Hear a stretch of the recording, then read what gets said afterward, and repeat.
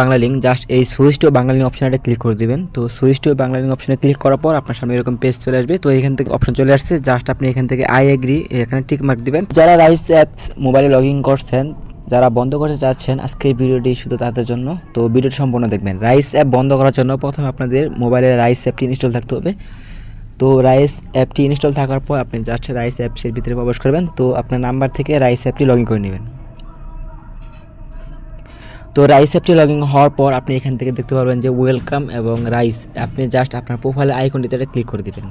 তো আইকনটিতে ক্লিক করার পর আপনি এখানে দেখতে পারবেন যে switch to Bangla link, just এই সুইচ টু বাংলা লিঙ্ক অপশনটা ক্লিক করে দিবেন। তো সুইচ টু বাংলা লিঙ্ক অপশনে ক্লিক করার পর আপনার সামনে এরকম পেজ চলে আসবে। তো এখান থেকে দেখেন যে only main account balance with B transfer to Bangla link, এরকমভাবে অনেক অপশন চলে আসছে। জাস্ট আপনি এখান থেকে আই এগ্রি এখানে টিক মার্ক দিবেন, তারপর আপনি কনফার্ম অপশনে ক্লিক করে দেবেন।